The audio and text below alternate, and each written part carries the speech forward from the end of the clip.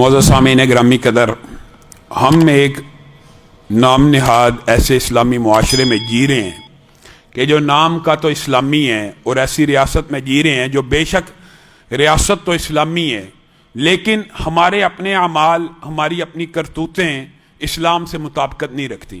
اس کی کیا وجہ ہے؟ ایک اسلامی ریاست کے اندر، ایک اسلامی معاشرے کے اندر کیا آج ہمیں یہ تبلیغ کرنے کی ضرورت ہونی چاہیے تھی کہ 14 فروری آ رہا ہے، فحاشی اور عریانی اور بدماشی کا عالمی دن آ رہا ہے، اس حوالے سے لوگوں کو اگر اس معاشرے میں بھی سمجھانے کی ضرورت ہے تو پھر یہ نام کا ہی اسلامی ہے۔ کہاں پہ ہیں وہ لبرل مافیاز کی آنٹیاں اور موبتی مافیا کلچر جو کہتا ہے کہ سیمنٹ کی بوری مسجد میں دینے سے بہتر ہے آٹے کی بوری ہمسائے کو دے دو؟ کہاں پہ ہیں وہ جو نعرے لگاتے ہیں قربانی کا، بکرا ذبح کرنے کی بجائے غریب کی بیٹی کا جہیز تیار کر لو؟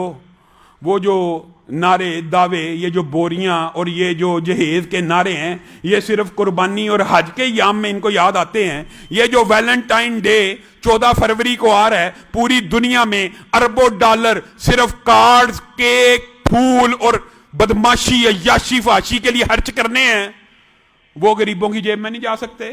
اس سے غریب کی بیٹی کی شادی نہیں ہو سکتی، اس سے جہیز تیار نہیں ہو سکتا؟ یہ کتنے دکھ اور افسوس کی بات ہے، دکھ اور افسوس کی بات ہے، یہ نو ہے کہ ہم اس اسلامی معاشرے میں رہتے ہیں جہاں پہ ہماری اسلامی تربیت کا اندازہ یہ ہے کہ غیر محرم محبوب ہے، غیر محرم صنم ہے، معاذ اللہ غیر محرم معشوق ہے، اس کے لیے شعر و شاعری کی جا رہی ہے، اس کے لیے شعر و شاعری کی صنف ایجاد ہے، اس کے لیے لمبے لمبے افسانے ہیں، اس کے لیے پیار محبت کے ایسے ایسے واہیات اور گندے اشعار ہیں، شعراء کی کتابیں موجود ہیں، اور جو پکیزہ تعلقات ہیں میاں اور بیوی کا، ان کے لیے شعر اور شاعری نہیں ہے، ان کے لیے ان بدبختوں نے کیا کیا ہوا ہے؟ لطیفے ایجاد کیے ہوئے ہیں۔ یہ ہماری اسلامی معاشرہ، یہ ہماری اقدار ہیں کہ غیر محرم صنم کے لیے شعر و شاعری کی صنف ہے، اور حلال پکیزہ پوتر محترم احترام والے رشتوں کے لیے آپس میں لطیفے ہیں۔ یہ ہمارے معاشرے کا المی ہے۔ میرے بھائیوں، یہ کہاں سے کلچر آیا؟ یہ ویلنٹائن، اس کی اگر آپ تاریخ اٹھا کر دیکھیں تو مذاہب کے اندر عیسائی بھی مذہبی طور پہ اس کو ناپسند کرتے ہیں۔ مذہب کیسے ہو سکتا ہے؟ کون سا مذہب ہے جو فحاشی اور عریانی کو، بغیرتی کو پسند کرتا ہو، بدماشی کو؟ کون سا مذہب پروموٹ کرتا ہے؟ کوئی نہیں کرتا۔ یہ خود ساختہ باتیں ہیں، یہ من گڑت فلسفے ہیں۔ یہ ویلنٹائن، سینٹ ویلنٹائن، اس کے حوالے سے تاریخ میں متعدد واقعات ہے۔ ایک جو مشہور واقعہ ہے، اس کو جیلر کی، بدبخت کو جیلر کی بیٹی سے محبت ہو گئی، اور اس نے پھر ایک لیٹر لکھا تھا فرام یور ویلنٹائن، وہاں سے یہ دن ایجاد ہوا۔ یہ سفلی جذبات کا دن ہے، یہ شہوات کا دن ہے۔ کون اس سے بڑا بدبخت ہوگا جو اس دن پھول خریدے گا، پھول بیچے گا، پھول تحفوں میں دے گا؟ یہ پھول اسلام کے اندر غیر محرم رشتوں کے لیے ہیں۔ بتائیے، جس اسلام میں لا تقربوا الزنا، بتائیے قرآن پاک میں، ہاں ٹھیک ہے زنا نہیں کرنا چاہیے، یہ احادیث تو ملتی ہیں، لیکن قرآن تو اس سے پہلے کی بات کرتا ہے، لا تقربوا الزنا، زنا کے قریب بھی نہیں جانا۔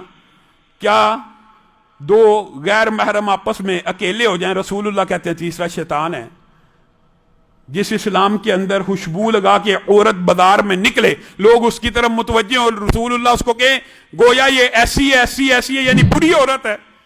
بتائیے، اس اسلام کے اندر غیر محرم رشتہ آپس میں ایک دوسرے کو محبت کے تحفے تحائف بھیجے، آپ کے سامنے وہ حدیثیں نہیں آتی اور قرآن کی آیت ہے؟ اس سے بڑا بدبخت ظالم کون ہے جو معاشرے میں فحاشی اور عریانی کو فروغ دینا چاہتا ہو؟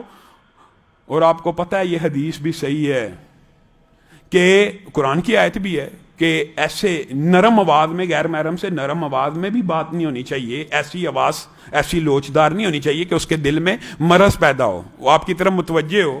آپ کی غیر موجودگی میں کوئی خدمت گزار غیر محرم رشتے کو بڑھ بڑھ کے پوچھے، یہ اسلام میں اس کی اجازت نہیں ہے۔ رسول اللہ صلی اللہ علیہ وسلم نے کہہ دیا تھا کہ کل قیامت کے دن ایسا بندہ جو تیرے رشتوں کے اوپر اس انداز میں فیور کر رہا ہو کہ رشتوں کے دل میں، چاہے اس کے دل میں خیال ہو یا نہ ہو، رشتوں کے دل میں، کیا مطلب؟